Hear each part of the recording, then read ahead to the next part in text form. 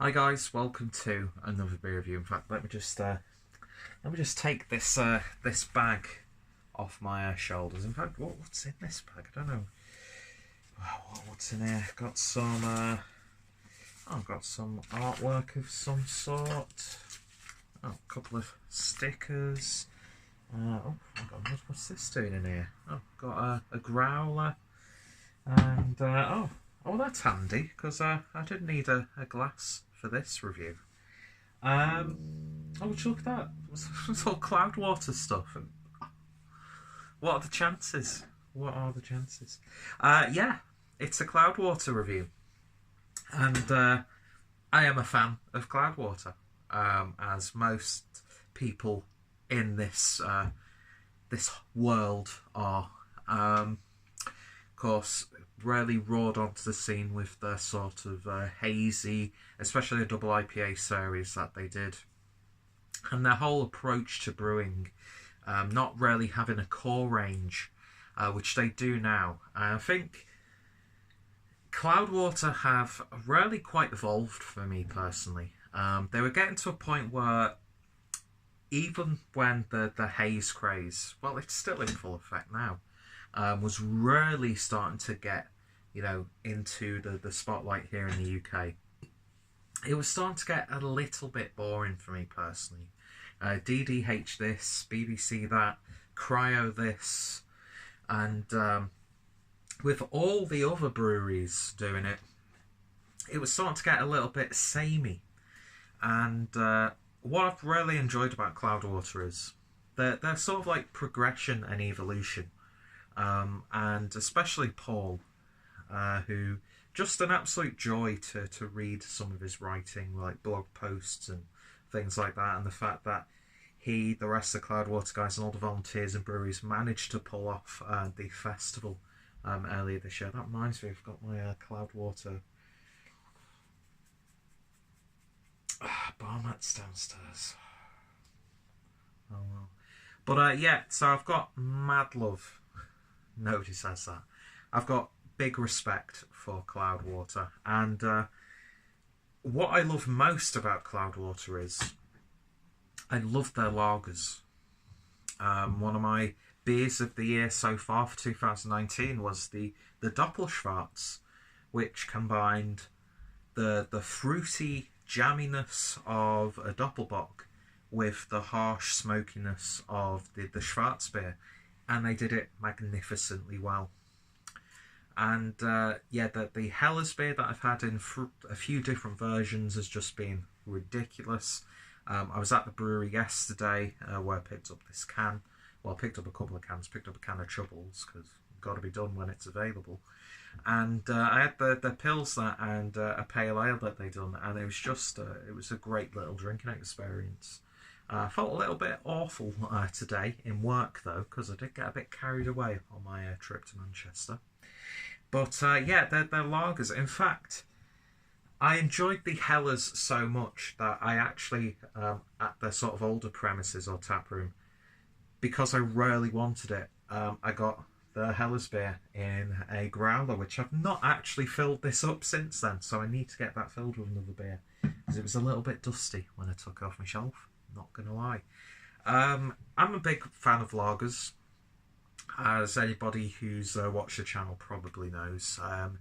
Probably didn't help that I was based in Germany for 4 years, which is land of the lager, and well-brewed lagers at that, with the likes of Weltenberger, Tegernseer, Augustina, Paulana, Hacker-Shaw, you name it. So many traditional breweries, and whether you're on it doesn't matter which side of the debate you are on with the Reinheitsgebot, you cannot deny that no country brews lagers like those of like Germany, and then of course you've got the Czech Republic, and then you've even got the Baltic sort of regions.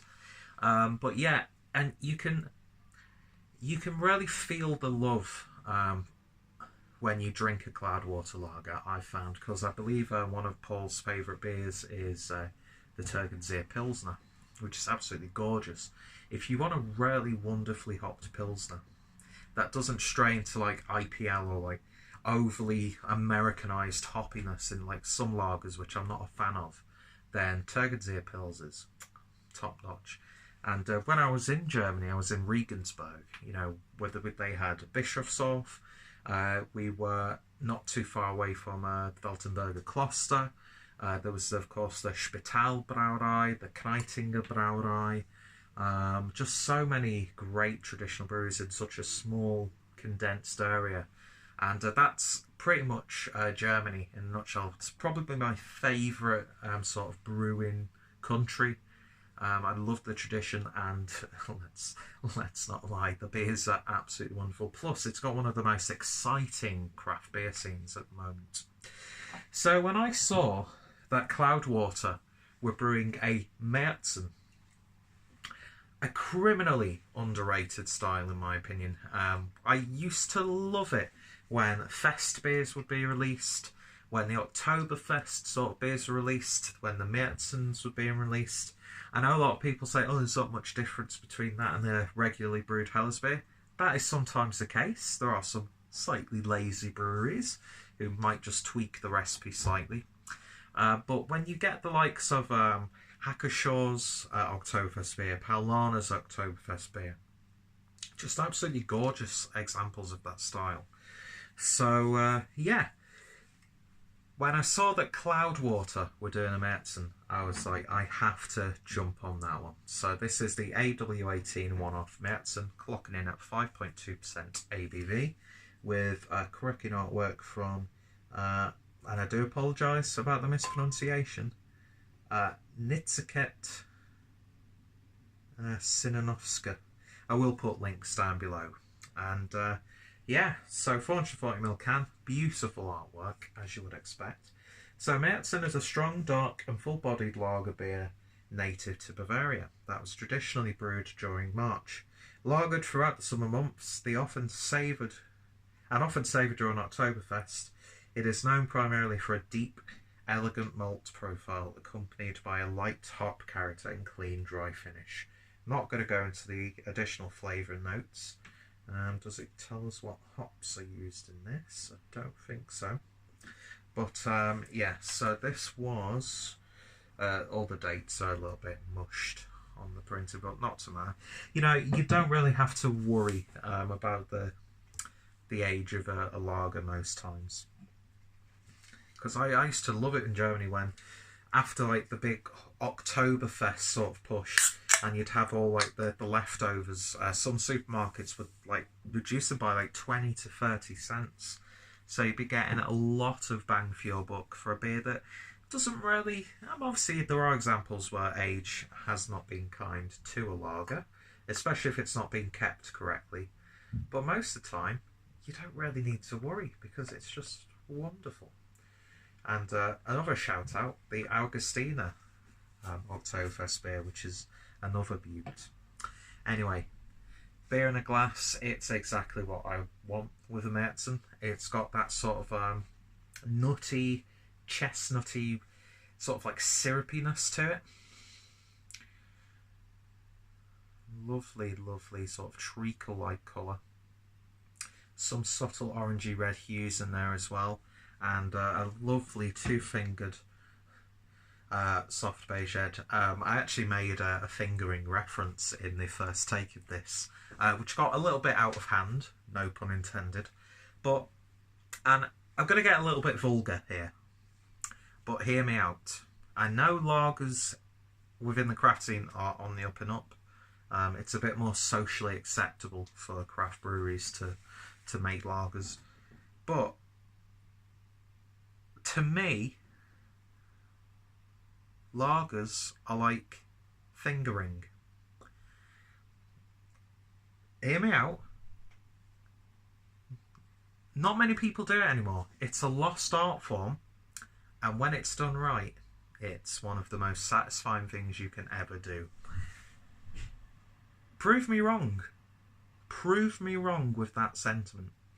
Anyway, beer in the glass. It looks exactly, and I do apologise for getting unnecessarily vulgar on, well, mind you, you've got to be of drinking age to watch these videos anyway, so if you're underage and watching it, why are you watching it? And why are your parents letting you watching someone like me on YouTube? So yeah, I do apologise. No need to get that vulgar, but it's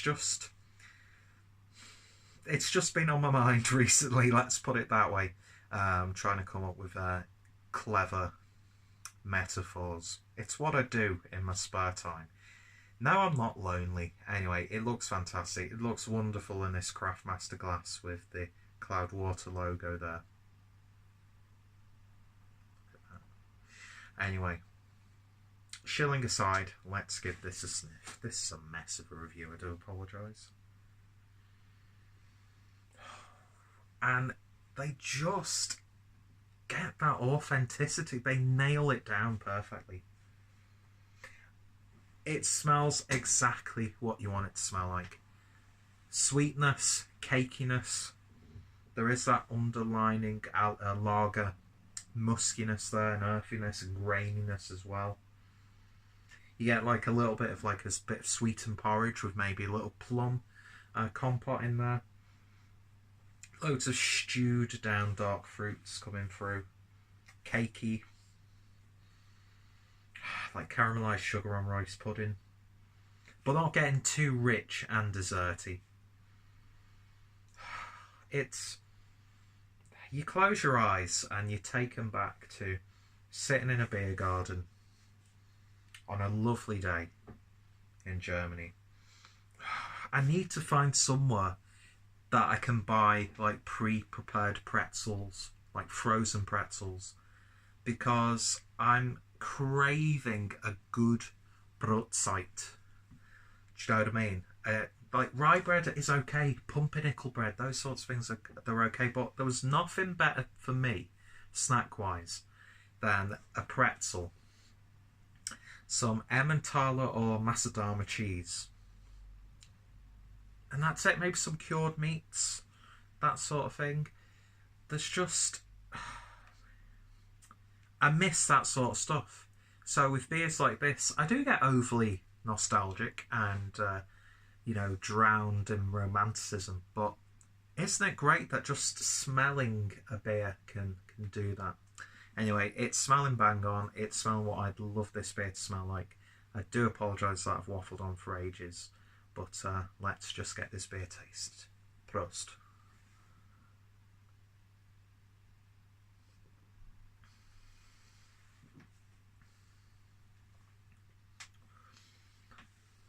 And that's a really good attempt. Those sweety tones you get on the nose, they kind of translate through.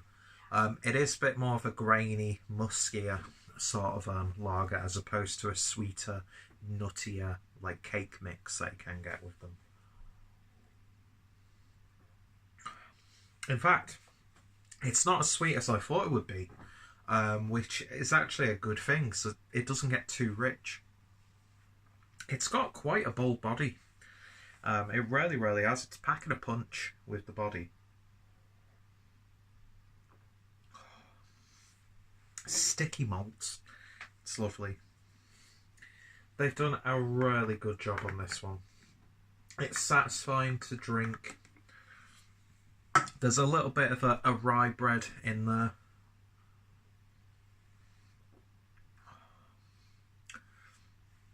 Nice graininess.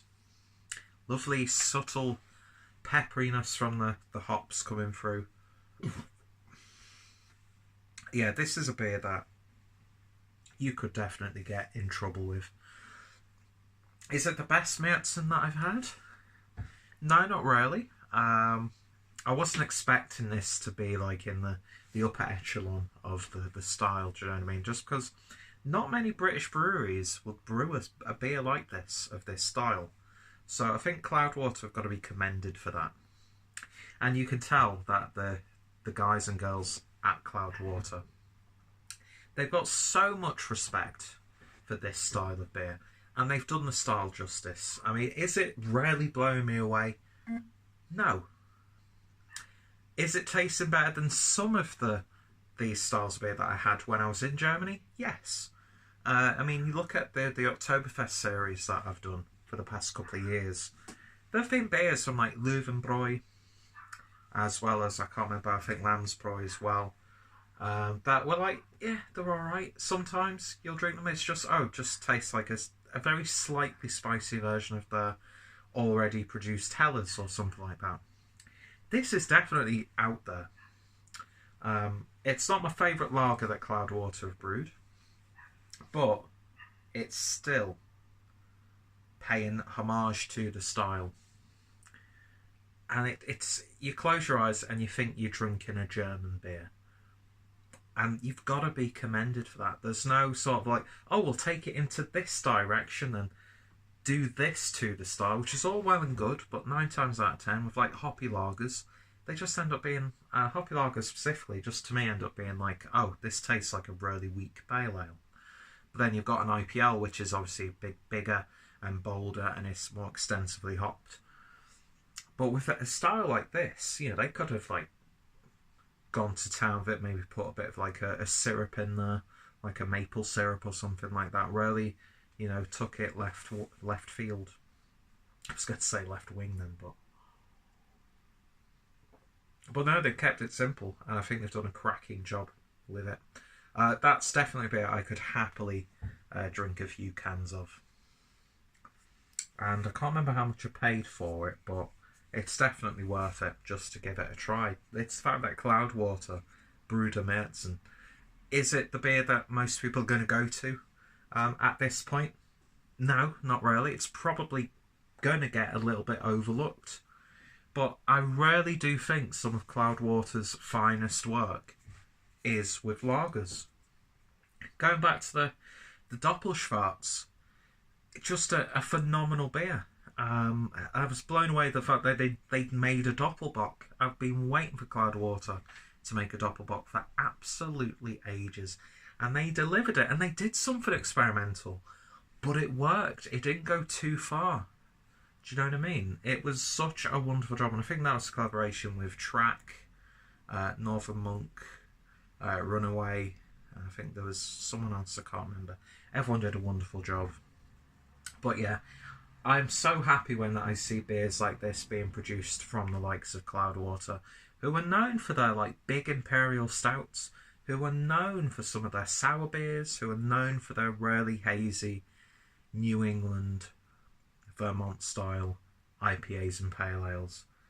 And you know, these are harder to brew than those, and there's really, see, with an IPA and pale ale, you can get away with it by throwing hops at the problem. Do you know what I mean? But with a style like this, there is nowhere to hide, and it's a time-consuming process. I can imagine it's quite expensive, especially in terms of space in the brew house. But I think they've done a terrific job, and yeah. So in terms of a rating, finally going to rate this beer. I'm going to give it an 8.5 out of 10.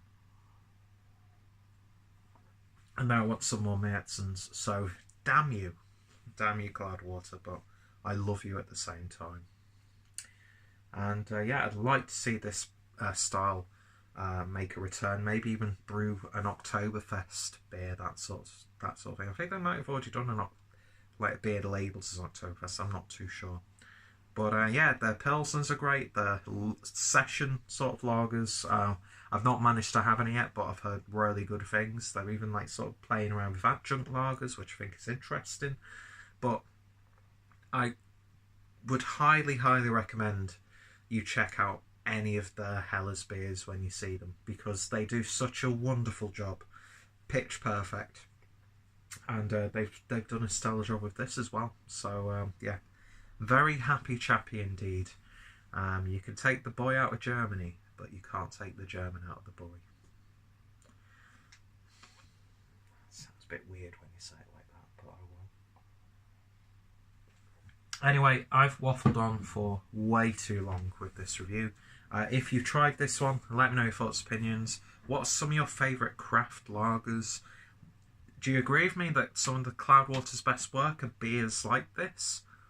And what do you think of my colourful metaphor? Do you agree with me or not? Anyway, go check out Cloudwater. I'm pretty sure everyone watching this has at least tried one beer by them. Unless you're in the States, which it's a little bit harder to get hold of their stuff, unless they do American collaborations. I've got a really nice Cloudwater playlist with much shorter videos than this one on, I assure you. And yeah, and I've reviewed their lager as well. It's just wonderful stuff. And check out the Doppelschwarz review. If you see any cans of that, like in the back of your fridge at your local bottle shop, pick it up because it's highly, highly recommended. That's the rare occasion where I've actually bought 2 cans at that same time, because I'm usually just a 1 bottle, 1 can kind of person when I go beer shopping. Stupid thing to do, because, you know, if it's a really good beer, you might as well get a couple more cans of it or bottles of it. But yeah, I wish I'd have actually picked up another can of this. Anyway, thank you guys for watching, for sitting through this atrocious beer review, and I hope you'll put yourself through it again another time. If any of my friends and fellow beer tubers have reviewed this one, their link's going to be down below. Thank you for watching, and yeah, I'm going to cry now because I don't have any pretzels. Auf Wiedersehen.